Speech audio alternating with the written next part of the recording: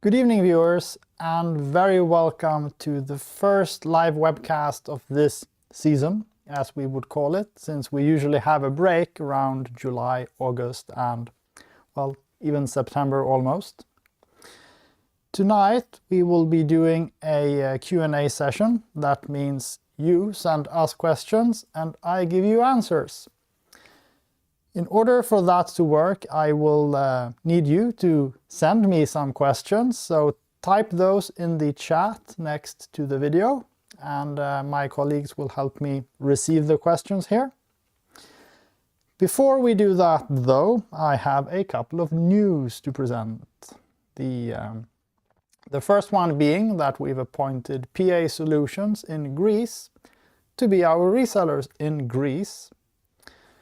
We're particularly excited about this for many reasons, one of them being that they are also kicking off an ambitious plan or, well, schedule with capture trainings. So, if you live in Greece or you know Greek and you're not too far from Greece, then you should head over to PA Solutions and check out their training classes for capture and sign up to one. Although I've been told that it's quite popular, so places are running out quickly. Second piece of news is that in a few weeks from now there is going to be a trade show in Stockholm. This is LLB's trade show called LLB Expo. Our two Swedish resellers will be present, and so will I. So if you have questions about capture and live in Sweden, then do drop by in Stockholm and shoot me some questions in reality. So that's it for the news, and we are going to move on to the Q&A session. So once again, please send me some questions in the chat so that I have something to answer. I'm going to start off with a couple of questions that were sent to us on Facebook when we announced the webcast by Thomas Cottereau, who unfortunately cannot watch tonight, so I promised that we would do our best to answer them. The first question that Thomas sent was, will it be possible in paper mode to move the gelatin indications like the circuit numbers? It is an interesting observation that a fixture in paper mode in capture has two annotations that are movable. And the annotations are, or the traditional or the main one is the one beneath the fixture that has circuit, channel, and patch information. And this can be moved separate from the plot symbol. And you can also double click on the unit annotation and move that as well. However, if you have put a filter in the fixture, so let's do that. I'll just pick any filter actually, which causes the name of the filter to appear in front of the fixture, but we're not able to select that as an annotation and move it. Now this is something that we do have active plans to introduce in a near future. We haven't implemented it yet, so I can't make any bold promises, but it is definitely going to be available soon. So I can see we have some questions dropping in. I'm going to try and push through here. So Thomas Cottereau also asked whether an automatic update of the plot symbols is being considered. And that would be in the plot editor. When we have a symbol key, then the contents of this is auto-generated from the design. And it lists fixtures in order of how many fixtures use a symbol. So this is one of the complications actually with the symbol key in capture, is that you could have many fixture types actually using the same symbol. And that is actually one of the reasons why we don't have an auto refresh yet. So to answer the question, yes, we are looking into an auto refresh. Haven't implemented it yet, but it is very, very near. So I can promise that this will be in Capture 2023 actually. And the last question by Thomas was, is it possible to make a transparent in a side view, meaning, or he says, as an example, seen from the board, the wall has a texture, and looking at the wall from outside, it's transparent. So the answer to this is yes. So let me add a box to this design. And let me make that box big enough to cover the piano. It's actually already pretty much big enough, but only almost. So let's make it 3 meters. Now, let's create a material for the box. Now you could use a texture here or not, that doesn't really matter, but let's apply the material to the box. We can make it, let's make it red or pink so that we're sure we have it. Now there is a property called double-sided. And when you turn this on, something magic happens. You only see the surfaces from one side. Now in the case of the box, you only see the surfaces from the outside of the box. So this doesn't actually solve the problem Thomas is talking about, but we can make a few adjustments. So if we make the box 0 thick, which means it's just a simple surface, then what happens is that that surface is only visible from one side. So if you now multiply that surface and effectively build your own box out of the surfaces, and it's best to not do this in plot mode with plot adjustments enabled because, yeah, because you know why. So what you need to do basically is build your own box using a simple surface like this with a material that is not double-sided. So that's the answer for Thomas. Now let's see what more questions you've been sending. We're starting with Simon Sanger. Are rotating gobos available yet? So my answer to that would be that rotating gobos are already available. So it depends a little bit on what you mean. And what do I mean by that? What I mean is that while it's not possible to make gobos rotate in the control pane in Capture, we can simulate it if you receive the DMX signal. There is a workaround that I'm almost ashamed to show you, but if you switch over to fixture mode in the channel view, you could actually access the channel that has the gobo rotation manually, which I think happens somewhere here, and trigger that gobo rotation by manually setting the DMX value basically. That's not pretty, but it is possible if you are on the desperate side of things. Moving on to JSV Light Design, asking when will the Roby Spider flower effect come? And well, I could ask the same question. I honestly don't know.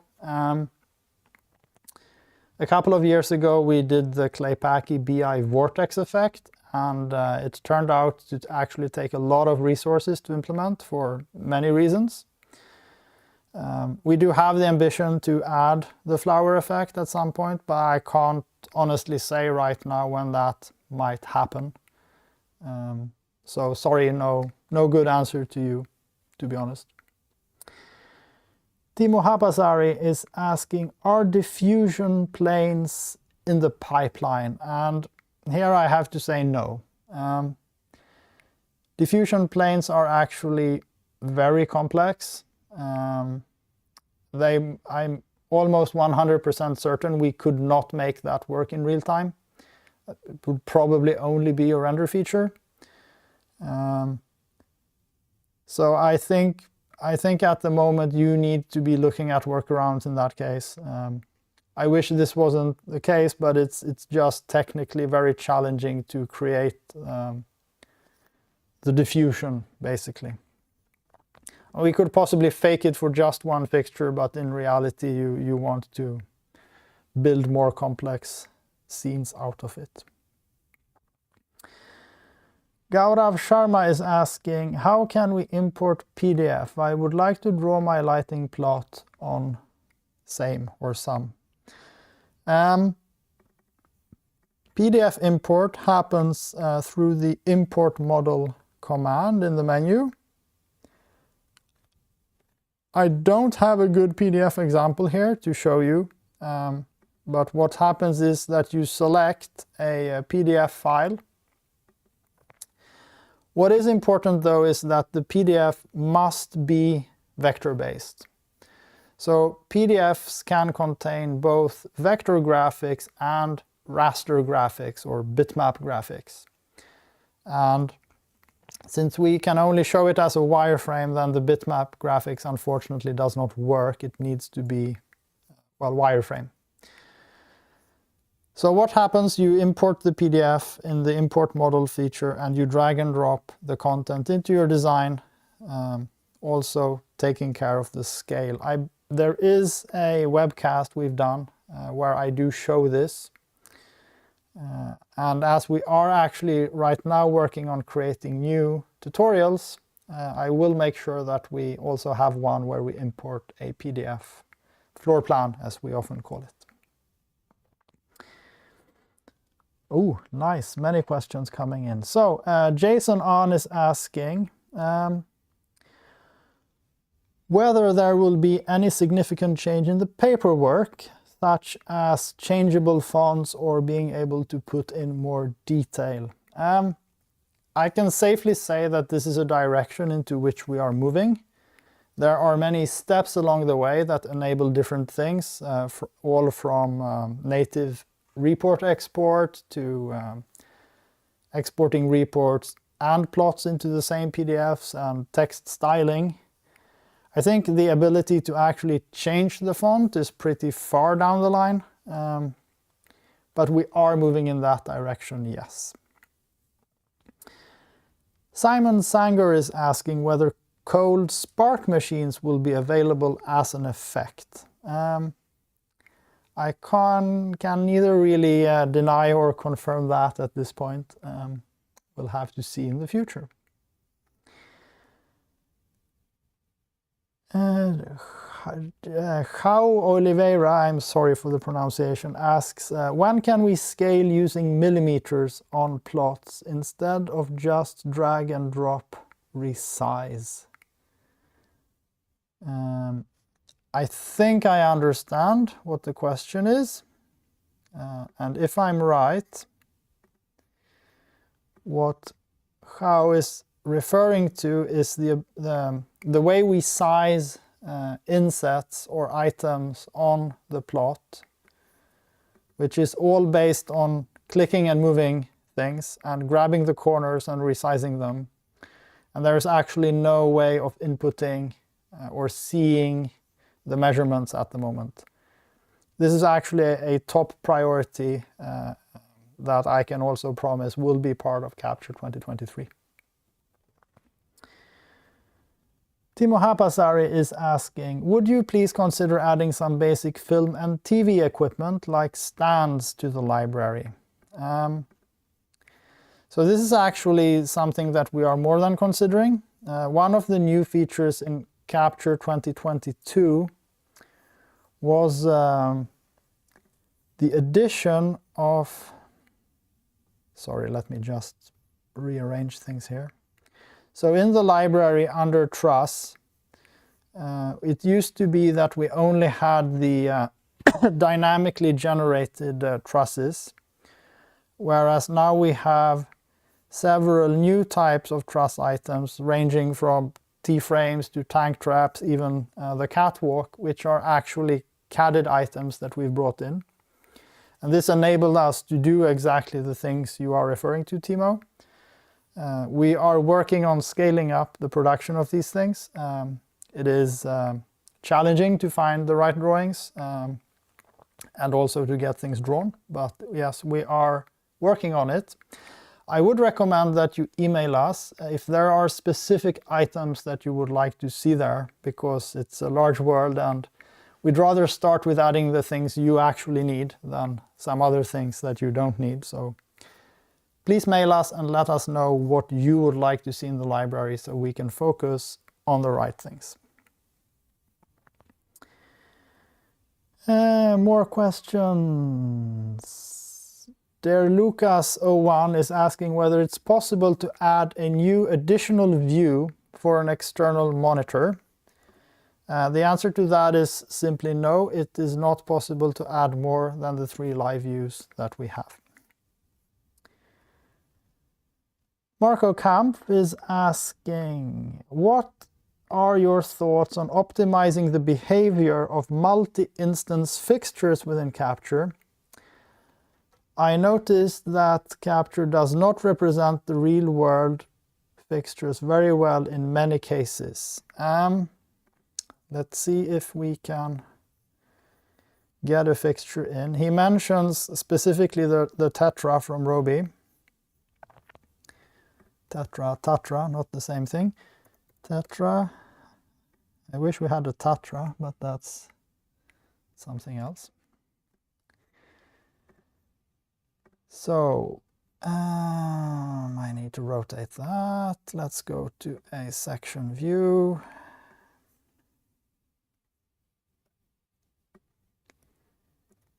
So here is the Tetra, which I suppose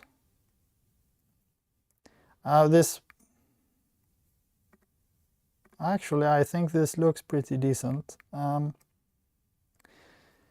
But either way, in the case of the Tetra, we actually see the individual beams coming out here.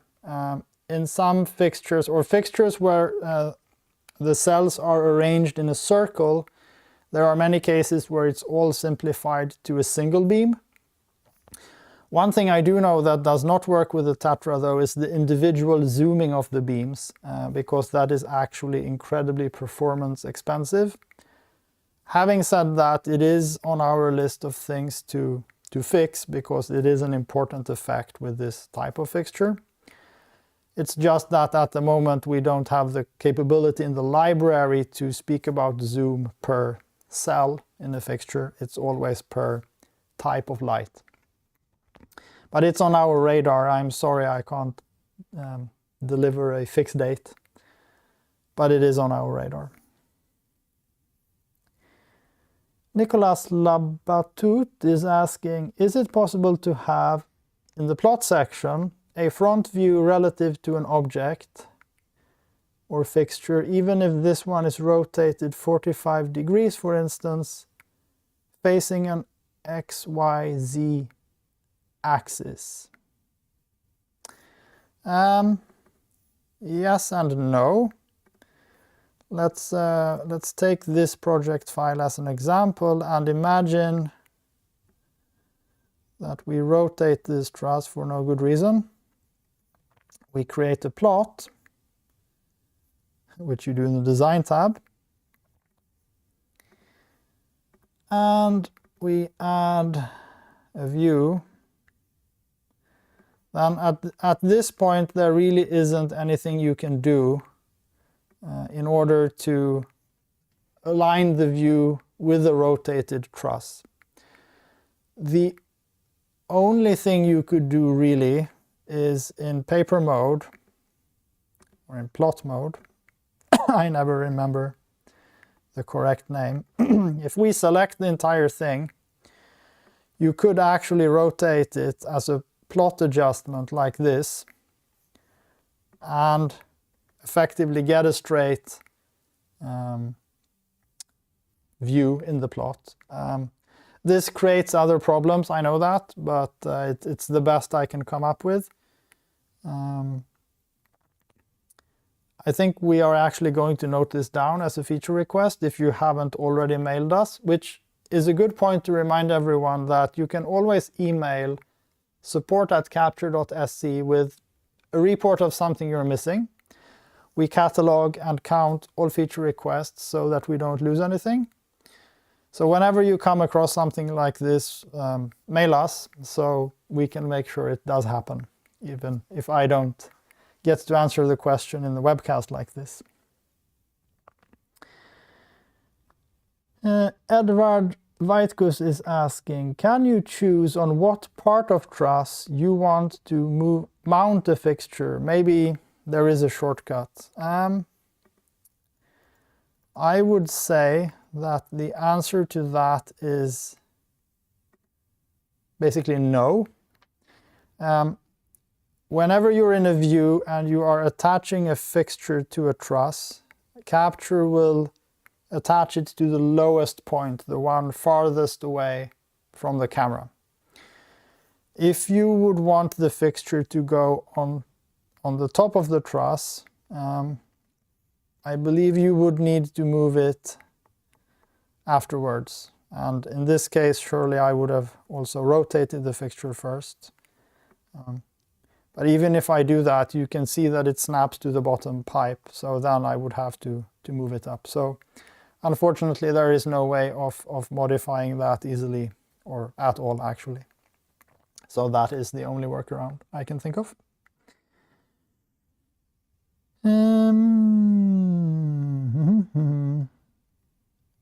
Edvard, yeah, that was the question I just answered.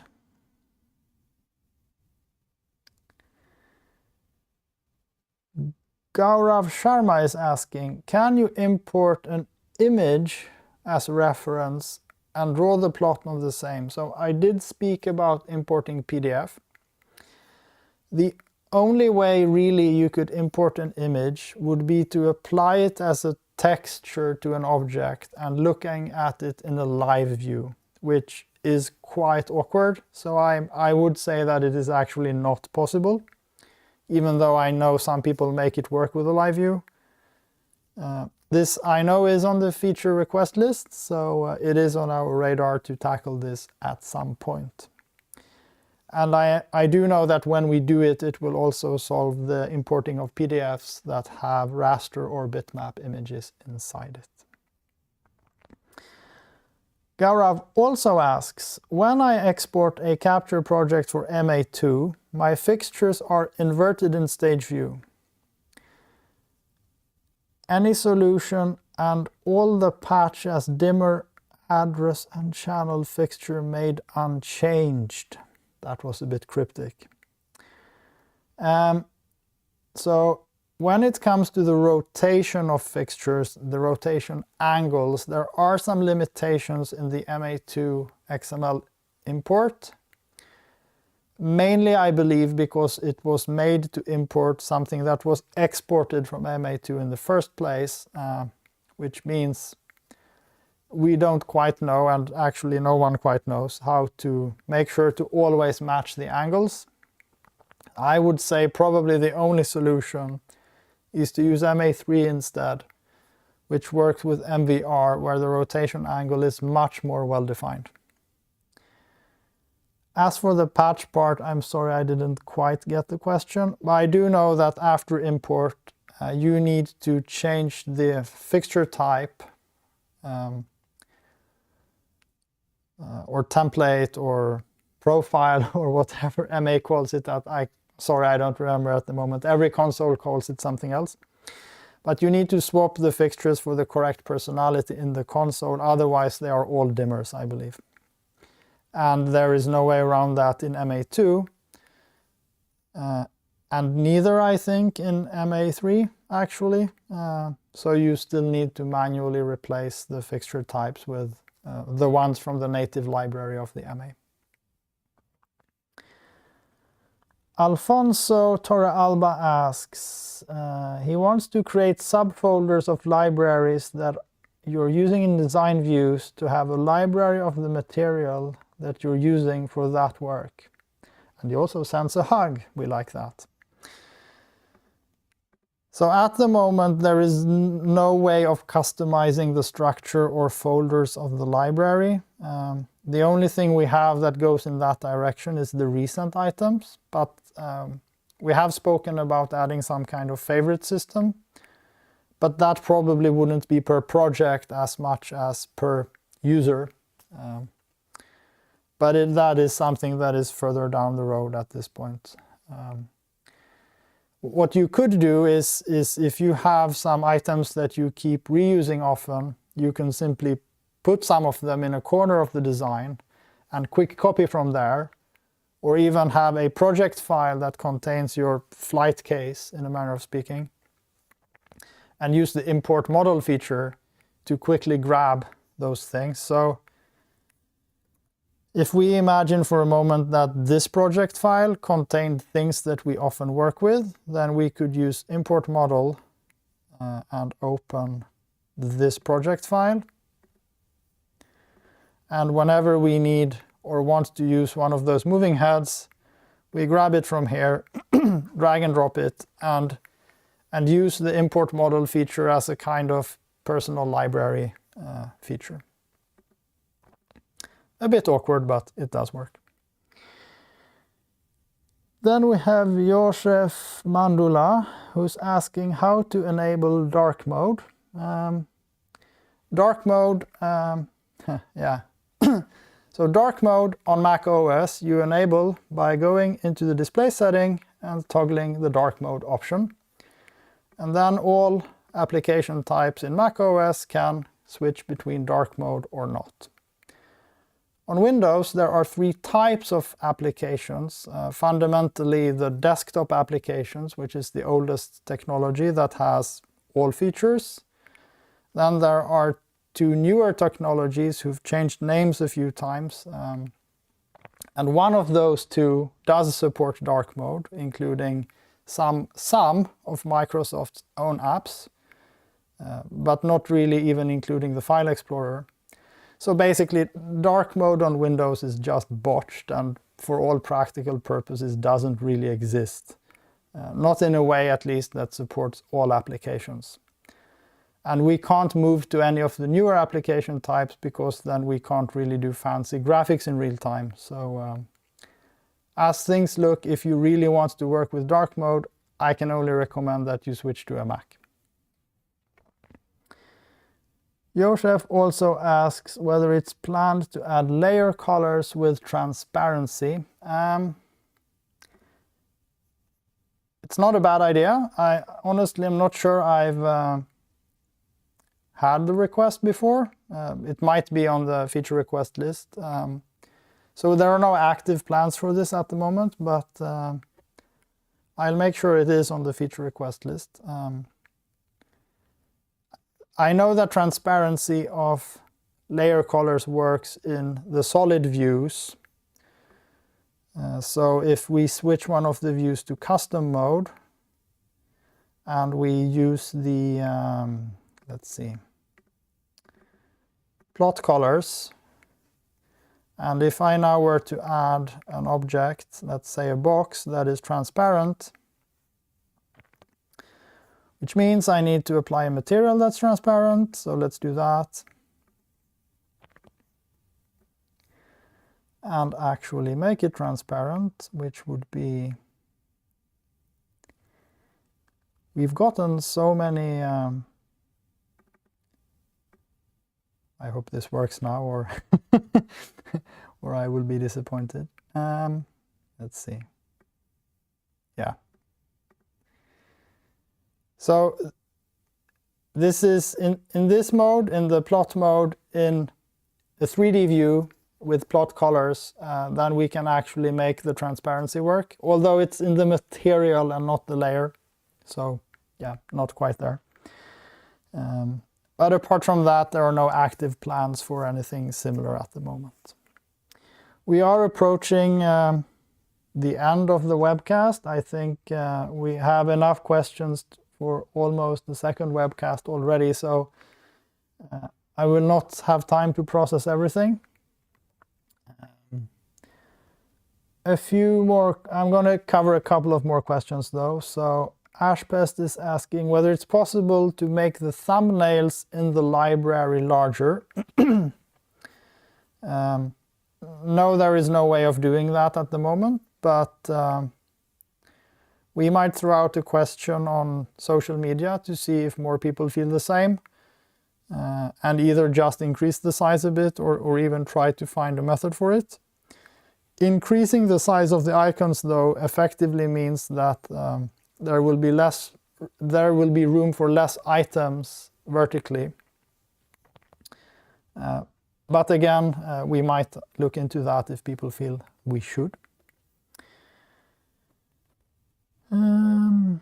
Eric Boxer is asking, when adding a view to a plot, is there a way to prevent the view from zooming when resizing the bounds of the view? The answer is no. Let's take a look at it. So it's a rather silly design to show this off, but I think it will work.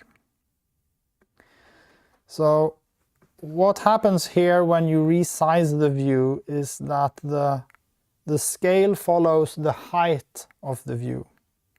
So the width here doesn't matter, it's the height that matters.